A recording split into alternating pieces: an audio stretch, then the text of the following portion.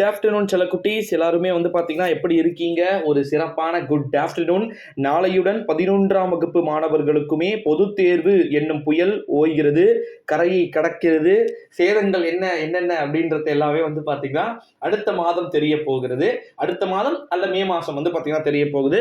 So அதை பற்றி தான் வந்து பார்க்க போகிறோம். விடைத்தாள் திருத்தத்தில் மிக முக்கியமான திருத்தக்கூடிய அனைத்து விதமான ஆசிரியர்களுக்கும் ஒரு மிக முக்கியமான அறிவிப்பும் நிறைய விதமான செய்திகளும் நம்ம இதில் பார்க்க போறோம் நண்பர்களே.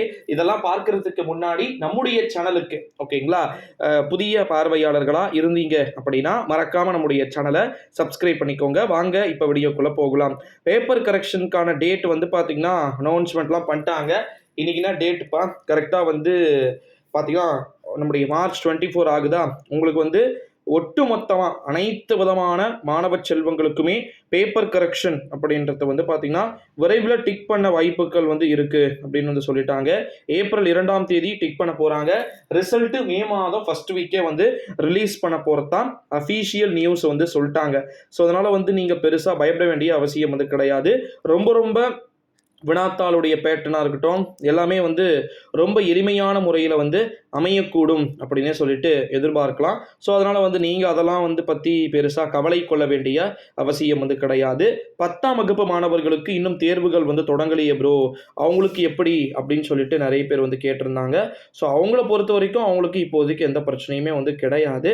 அவங்களுக்கு போக போக அறிவிப்புகள் அப்படின்றது அறிவிக்கப்படக்கூடும் அப்படின்னே வந்து சொல்லலாம் அனைத்து விதமான மாணவர்களுக்குமே.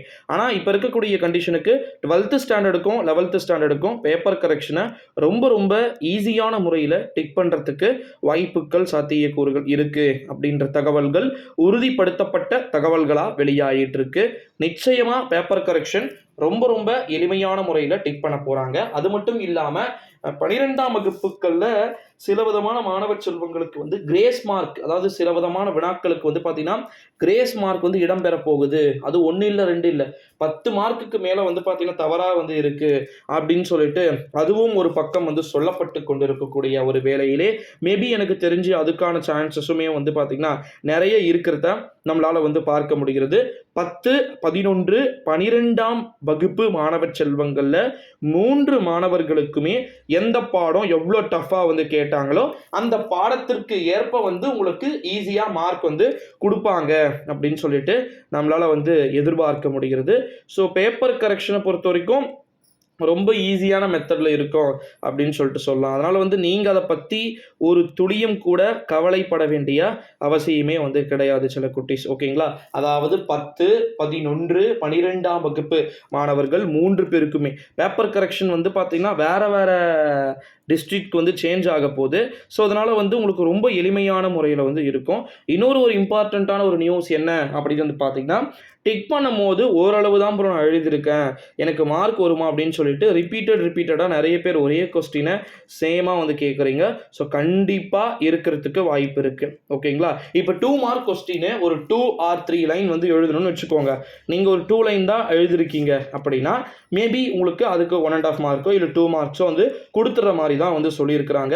ஸோ அதனால் வந்து நீங்கள் அதை பற்றியெல்லாம் வந்து கவலை பண்ண வேண்டிய அவசியமே வந்து கிடையாது ஓகேங்களா. உங்களுக்கு தேவை இப்போதைக்கு என்ன அப்படின்னா நல்லா ரெஸ்ட் எடுங்க. அப்டேட்ஸ் அப்பப்போ கண்டிப்பாக வரும். நம்முடைய சேனலில் வந்து அப்டேட்ஸ் வராமல் போகாது, அப்டேட்ஸ் கம்பல்சரி வரும். அந்த அப்டேட்டோட நீங்கள் தொடர்ந்து இணைந்திருக்கணும் ஓகேங்களா. அடுத்தடுத்த வீடியோக்கள் நிறைய இருக்குது சில குட்டீஸ். ஸோ அதை எல்லாத்தையுமே 1 by 1 ஓகேங்களா, A to Z எல்லாத்தையுமே வந்து பார்த்தீங்கன்னா 1 by 1 நம்முடைய சேனலில் நான் கண்டிப்பாக அப்டேட் பண்ணத்தான் போகிறேன். ஸோ மறக்காமல் நம்முடைய சேனலோடு தொடர்ந்து இணைந்திருங்கள் சில குட்டீஸ். ஸோ இன்னொரு இம்பார்ட்டண்ட்டான ஒரு நியூஸ் என்ன அப்படின்னா பேப்பர் கரெக்ஷனில் நிறைய பேர் வந்து நிறைய டீச்சர்ஸ் அண்ட் ஸ்டூடெண்ட்ஸுடைய மைண்ட் செட்லாம் எப்படி இருக்கும் அப்படின்றத பற்றி உங்களுக்கு நிறைய இருக்குது. ரிசல்ட் டேட் காலையில் வெளியிடப்படுவதை குறித்தும் அப்புறமா வந்து பார்த்திங்கன்னா ஒரு சில மாணவ செல்வங்களுக்கு பிற்பகலில் ரிசல்ட் இருக்கும் அப்படின்னு சொல்லியிருக்கிறாங்க. ஸோ அதை பற்றி எல்லாமே நம்ம அடுத்தடுத்த வீடியோக்களில் அடுத்தடுத்த காணொளிகளில் பார்க்கலாம்.